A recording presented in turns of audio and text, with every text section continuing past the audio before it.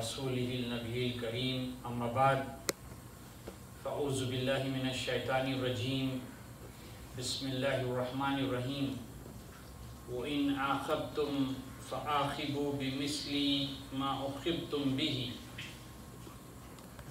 व लइन सबरतुम लहुव खैरुल लिस्साबिरीन सदक़ल्लाहुल अज़ीम व सदक़हुल मौलाना करीम रब्बि इश्रह ली सदरी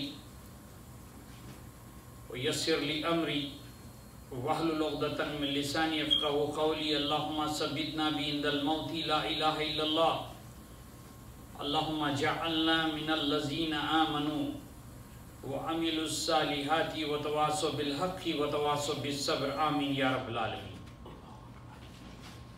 अस्सलामु अलैकुम व रहमतुल्लाह। हालत हज़रा के मुताबिक आज मैंने सूरह नहल की 126वीं आयत की तिलावत का शर्फ हासिल किया।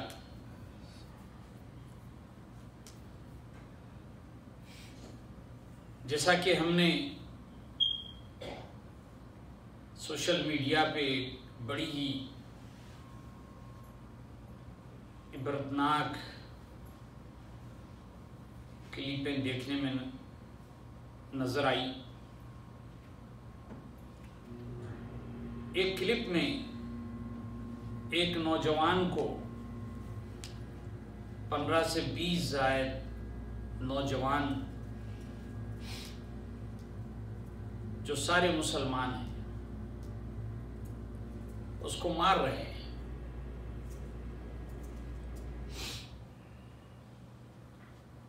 उस शख्स को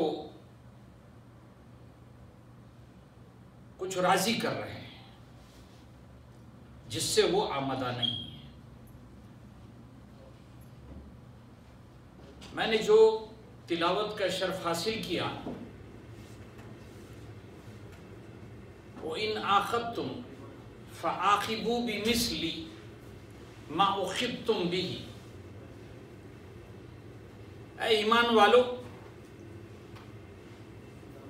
ऐ मेरे हबीब सल्लल्लाहु अलैहि वसल्लम, उतनी ही तकलीफ देना जितनी तुम्हें तकलीफ मिली। जब आपके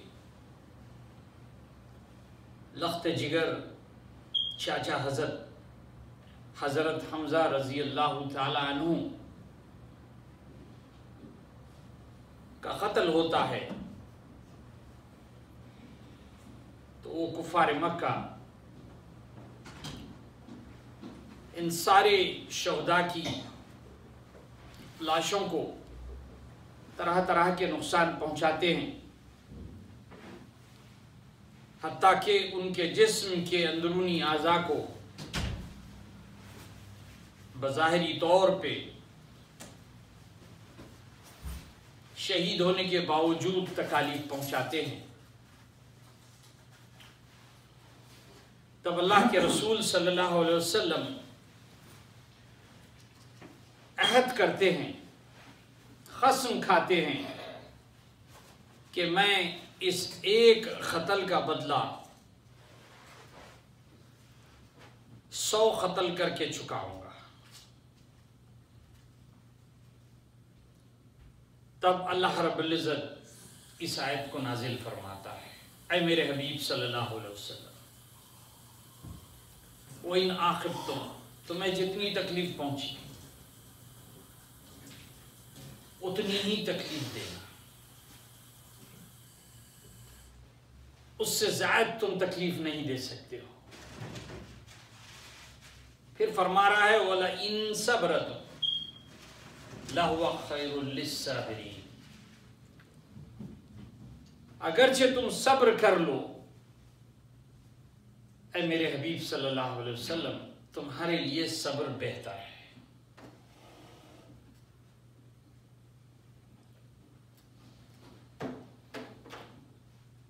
इससे पहले कि मैं अपने मुद्दे पर आऊं, अल्लाह रब्बुल इज़्ज़त इससे पहले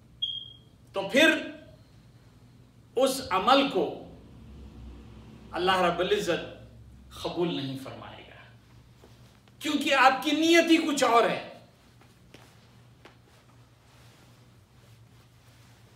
ना आपके लिए कोई शादी ब्याह की इजाजत दी गई है इस काम पे निकलते हो, ना कोई कारोबार की, ना किसी से दुश्मनी की, ना किसी से बुग़्ज़ की।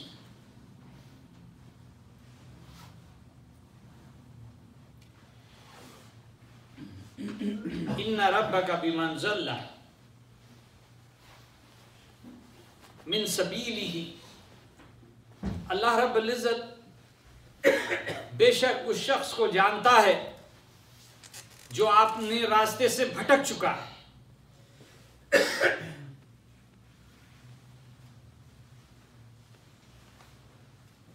हुवा आलमु बिमन ज़ल्ला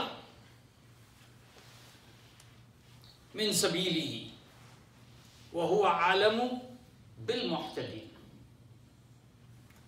अल्लाह बेशक जानता है कि कौन सा बंदा उसका अल्लाह की राह पे है। अब तो ऐसे हो गया है कि ये दौर तो ऐसे लगता है कि ये यजीद का दौर है। जिस तरह से यजीद ने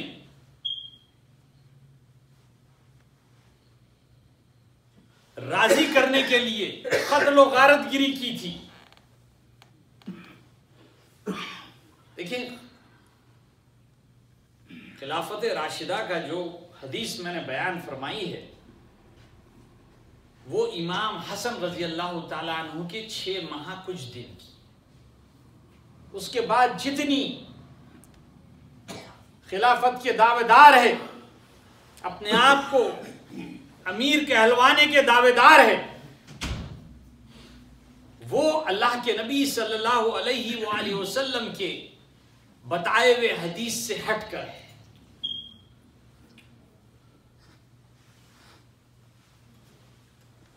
तो जिस तरह से यजीद के लोगों ने जबरन आमदा करने की कोशिश की, उसी में क़त्ल व गारतगारी की। इसे हम बखूबी जानते हैं। इमाम रजी अल्लाह ताला अन्हु, हुसैन रजी अल्लाह ताला अन्हु किस तरह अपने अफराद खानदान के साथ इसके इख्तिलाफ में अपनी जान निछावर कर देते हैं। क्या आज तक हम उसी दौर में हैं? क्या उसी यजीदियत की परछाई अभी तक कायम और दायम है?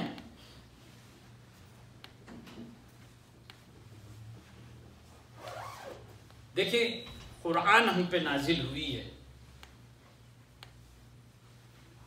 अल्लाह रब्बुल इज़्ज़त सूरे बनी इस्राइल में बड़े ही उम्दा तरीके से बयान फरमा रहा है, व नुनज़्ज़िलु मिनल कुरान मा हुवा शिफ़ाउ व रहमतल लिल मुमिनीन, कि हमने कुरान जो तुम पर नाजिल फरमाई है ईमान वालों के लिए शफाअत है,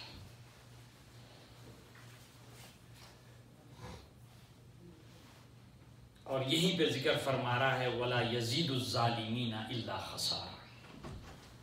बेशक जो जालिमे हैं, जो जुल्म करते हैं, वो हमेशा नुकसान में है। अल्लाह रब्बुल इज़्ज़त उम्मत मुस्लिमा को इन आयतों और हदीस की रोशनी में नेक तौफीक अता फरमाए। वो जो नौजवान जो जबरन लोगों पे जुल्म कर रहे हैं इस्लाम के नाम पे, उन्हें नेक तौफीक अता फरमाए, और जो शहीद हो चुके हैं अल्लाह उन्हें जन्नत में आला मुकाम अता फरमाए। व आखिर दुआना वल्हम्दुलिल्लाहि रब्बिल आलमीन। सुन्नत